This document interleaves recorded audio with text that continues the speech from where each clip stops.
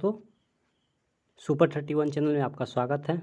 तो आज आपके लिए ITI का बहुत ही इम्पोर्टेंट क्वेश्चन लेके आए हैं। ठीक है, तो चलिए सबसे पहला क्वेश्चन को देखते हैं, क्योंकि इसमें से कुछ संभावना है आने का। ठीक है, तो चलिए आप लोग को हम बताते हैं। तो सबसे पहला क्वेश्चन देखिए, सबसे पहला क्वेश्चन क्या है। सबसे पहला क्वेश्चन है कि शरीर की सबसे बड़ी ग्रंथि क्या है। तो सबसे ऑप्शन पहला में दिया है कि लार ग्रंथि, थायराइड ग्रंथि, यकृत, अमाशय। तो आप कमेंट करिए, मैं आपको बताता हूँ। तो इसका ऑप्शन नंबर सी। ओके, चलिए नेक्स्ट क्वेश्चन देखते हैं। तो मनुष्य में मादा जनन अंग से किस हार्मोन का स्राव होता है। तो कह रहा है दूसरा नंबर क्वेश्चन कि मनुष्य में मादा जनन अंग से किस हार्मोन का स्रावन होता है। तो आपको पता होगा तो आप बताइए, चाहे कमेंट करिए। अब हम आपको बताते हैं क्वेश्चन का आंसर। आपको इसका आंसर आपका सी होगा। ठीक है, रिलैक्सिन। ठीक है दोस्तों, बहुत ही हौला हौला भी है, बट आने का क्वेश्चन संभावना है। तो देखिए थर्ड क्वेश्चन कह रहा है कि मनुष्य में ऐच्छिक गति का नियंत्रण किसके द्वारा होता है। तो ऑप्शन ए में दिया हुआ है सेरिब्रम, थायराइड ग्रंथि, थायराइड ग्रंथि होता है सेरिब्रम, थायराइड, फिर सेरिबेलम एगो हो गया, सोच के शरीर में होता है। ठीक है, तो इसका आंसर होता है सेरिब्रम। ठीक है दोस्तों, सेरिब्रम, सेरिब्रम सही होगा। चलिए नेक्स्ट क्वेश्चन देखते हैं। शरीर का तापमान, समझिए कि शरीर का तापक्रम कहाँ नियंत्रण होता है। तो कह रहा है कि शरीर का कौन सा अंग है जो तापक्रम को नियंत्रण करता है। तो आपको आंसर हो जाएगा, देखिए सबसे पहले ऑप्शन में दिया हुआ है स्पाइनल कॉर्ड, जैसे स्पाइनल कॉर्ड होता ना है, जो रीढ़ की हड्डी जिसको बोलते हैं। सेकंड में देखिए सेरिबेलम, सेरिबेलम शरीर में होता, माथी सर में होता है। ठीक है, हाइपोथैलेमस है थर्ड में, प्यूटरेटी ग्रंथि हो गया। तो आप इसमें से मारिएगा आंसर कौन। तो इसका आपका आंसर हो गया जा करके शरीर तापमान नियंत्रण ये करता है। ठीक है, चलिए नेक्स्ट क्वेश्चन देखते हैं। अमीबा, अमीबा में भोजन का अंतर्ग्रहण किसके द्वारा होता है। तो आपका आंसर हो जाएगा कुटपाद के द्वारा। ठीक है दोस्तों, चलिए नेक्स्ट क्वेश्चन देखते हैं। निम्न में कौन सा एंजाइम लार में पाया जाता है। तो लार में कौन सा एंजाइम पाया जाता है। अब आपको आंसर बनाना है, बस हम आपको अब आंसर बताते हैं। ठीक है, तो लार में टाइलिन पाया जाता है। ओके दोस्तों, चलिए नेक्स्ट क्वेश्चन देखते हैं। वह प्रक्रिया जिसके द्वारा मनुष्य श्वसन ग्रहण करता है तथा छोड़ता है, वह है माने मनुष्य जो सांस लेता है और छोड़ता है, उस क्रिया को हम क्या कहते हैं। तो उस क्रिया को हम श्वासोश्वास कहते हैं। ठीक है, चलिए नेक्स्ट क्वेश्चन देखते हैं। लिखा हुआ है कि 8वां क्वेश्चन है, ऊर्जा उत्पादन के लिए कोशिका प्रायः किसका उपयोग करती है। आई थिंक हमें शरीर में जो कोशिका होता है वो ऊर्जा प्राप्त करने के लिए किसका उपयोग करता है। तो ऑप्शन में दिया हुआ है एमिनो अम्ल, ठीक है, ग्लूकोज, वसा अम्ल, और नेक्स्ट दिया हुआ है सुक्रोज। सुक्रोज है ना, तो इसका आंसर आपको हो जाएगा ऊर्जा उत्पादन जो ग्लूकोज करता है, जो हम लोग कार्बोहाइड्रेट के रूप में लेते हैं शरीर में, वही ग्लूकोज का निर्माण करता है, वही ग्लूकोज से ऊर्जा को हमें प्राप्ति होती है। ठीक है दोस्तों, इसका आंसर हो जाएगा ग्लूकोज। चलिए नेक्स्ट क्वेश्चन देखते हैं। शरीर किसी अभिक्रिया द्वारा पौधों में ऑक्सीजन बाहरी वातावरण से कोशिकाओं में पहुंचाता है। इसका मतलब समझे, किसी अभिक्रिया के, तो किस अभिक्रिया के द्वारा कह रहा है कि पौधों में जो ऑक्सीजन बाहरी वातावरण से कोशिकाओं में पहुंचाता है, यानी शरीर माने पौधों के कोशिकाओं में तक पहुंचाता है। तो किसके द्वारा पहुंचाता है ऑक्सीजन को, तो विसरण के द्वारा पहुंचाता है। ठीक है दोस्तों, चलिए नेक्स्ट क्वेश्चन देखते हैं। श्वसन की अभिक्रिया में खाद्य पदार्थों को परिणति किया जाता है, परिणति क्या होती है, सॉरी बोलने में मिस्टेक। तो देखिए ऑप्शन ए में दिया हुआ विघटन, दहन, परिवर्तन, संश्लेषण। तो इसका आप आंसर मारिएगा विघटन। ठीक है दोस्तों, विघटन आपका आंसर। चलिए नेक्स्ट क्वेश्चन देखते हैं। खाद्य पदार्थों का पौधों में स्थानांतरण मुख्य रूप से कौन सा होता है। सॉरी यहाँ पे डबल रूप लिखा गया। ठीक है, तो इसका आंसर हो जाएगा आप हमारे लिखा कि खाद्य पदार्थों का पौधों में स्थानांतरण, यानी खाद्य जो भोजन होता है पौधों में स्थानांतरण किसके द्वारा होता है। तो आप इसमें मारिएगा क्या चीज़ के,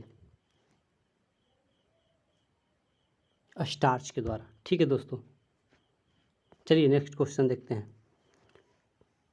एक स्वस्थ मनुष्य का रक्तचाप होता है, तो आपको ये तो जानते होंगे कि 120/80 अति होता है, 180 से 120 से जाता है और 80 से वापस आता है, यानी हमारा रक्त, ठीक है। इसी के कारण हमारा शरीर 37 डिग्री टेम्परेचर में गर्म रहता है, ठीक है दोस्तों।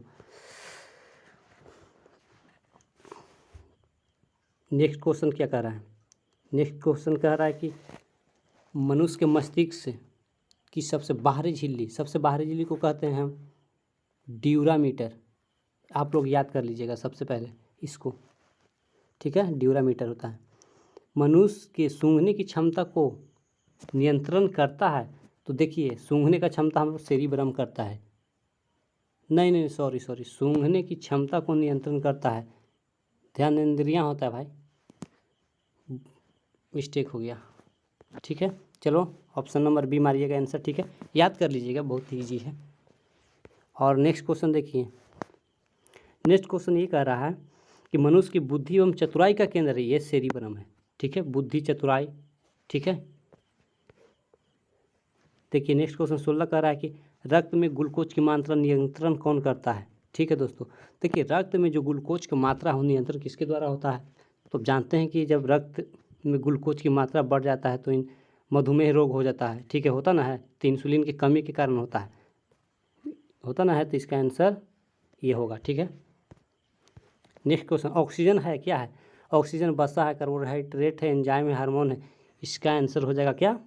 एंजाइम, ठीक है दोस्तों, एंजाइम मारिएगा, ठीक। जैव प्रक्रम के अंतर्गत क्या आता है, कौन आता है, ये पूछ रहा है, ठीक है, तो इसका आंसर मार दीजिएगा, जैव प्रक्रम के अंतर्गत डी, इनमें से सभी मार दीजिएगा। पोषण भी आता है, उत्सर्जन भी आता है, श्वसन भी आता है, ठीक है। नेक्स्ट क्वेश्चन देखते हैं, गोबर छत्ता किसके अंतर्गत आता है? तो गोबर छत्ता मृत जीवी के अंतर्गत आता है। चलिए नेक्स्ट क्वेश्चन देखते हैं, वायुमंडल में सामान्यतः CO2 पाया जाता है, तो CO2 आपको पाया जाता है 0.03%, ओके, ठीक है। चलिए नेक्स्ट क्वेश्चन, छाया में पनपने वाले पौधे को क्या कहते हैं? जो छाया में पनपता है उसे कहते हैं सियोकाइटस कहते हैं, ठीक है दोस्तों, सियोकाइटस। चलिए नेक्स्ट क्वेश्चन देखते हैं, नेक्स्ट क्वेश्चन कह रहा है कि मनुष्य में मुख्य श्वसन अंग क्या है? तो हम लोग सांस लेते हैं किससे? फेफड़ा से लेते हैं, नाक से लेते हैं, ट्रैकिया से लेते हैं, क्या चीज़ से लेते हैं? तो आप तो सोच रहे होंगे कि नहीं, नाक से तो सांस लेते हैं, बट ऐसा नहीं है, क्योंकि सांस नाक के द्वारा हम लोग लेते नहीं हैं। मेन है कि हम लोग का सांस तीरता है, जो फेफड़ा अंदर की ओर तीरता है, वह एक खाली मार्ग है, रास्ता है उसको तीरने के लिए, ठीक है दोस्तों, तो इसका आंसर हो जाएगा फेफड़ा, ठीक है दोस्तों। नेक्स्ट क्वेश्चन देखिए, कह रहा है कि निम्नलिखित में से कौन सी बीमारी श्वसन तंत्र से संबंधित है? तो ऐसा क्वेश्चन दिया जाए तो इसमें मारिएगा आप, इसका आंसर हो जाएगा आपको दोस्तों डी हो जाएगा, क्योंकि बी एंड सी दोनों होगा, ठीक है दोस्तों। चलिए नेक्स्ट क्वेश्चन देखते हैं, उच्च रक्तचाप की अवस्था को क्या कहते हैं? उच्च रक्तचाप की अवस्था को क्या कहते हैं? तो ज़्यादा उच्च रक्तचाप की अवस्था को कहते हैं हाइपरटेंशन। नहीं कोई कहता है कि ज़्यादा इसका रक्तचाप BP बढ़ गया है तो उसको हाइपरटेंशन हो गया है उसको, ठीक है। चलिए नेक्स्ट क्वेश्चन देखते हैं, मछलियाँ में उत्सर्जित पदार्थ क्या है? देखिए मछली में उत्सर्जित पदार्थ हो जाता है जाकर के अमोनिया, ठीक है दोस्तों, यूरिक अम्ल नहीं होगा, इम्यूनो अम्ल नहीं होगा, यूरिया भी नहीं होगा, अमोनिया हो जाएगा, तो आपको आंसर डी मारिएगा, ठीक है दोस्तों। चलिए नेक्स्ट क्वेश्चन,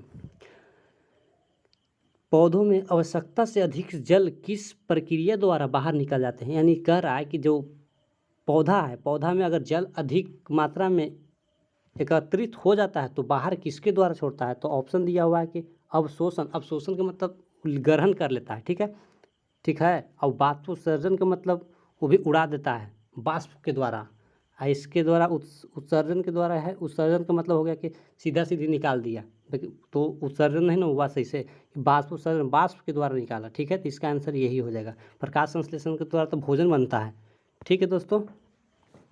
नेक्स्ट क्वेश्चन देखते हैं, निम्न में से किसे प्रकाश संश्लेषी अंग कहते हैं?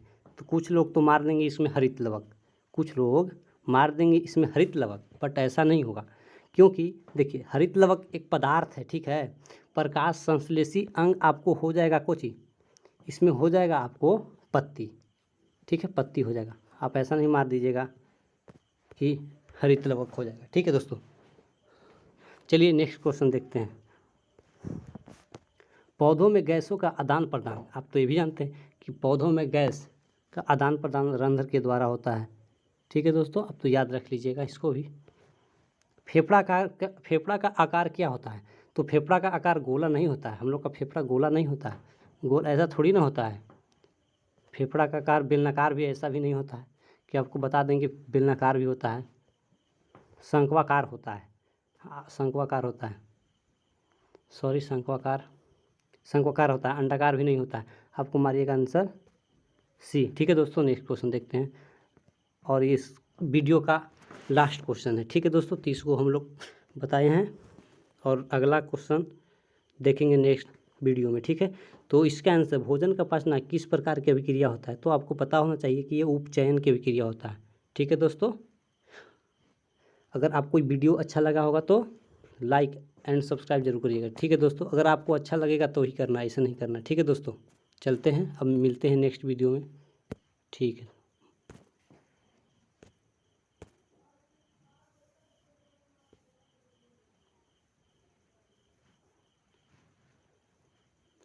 वीडियो को सब्सक्राइब जरूर करिएगा भाई।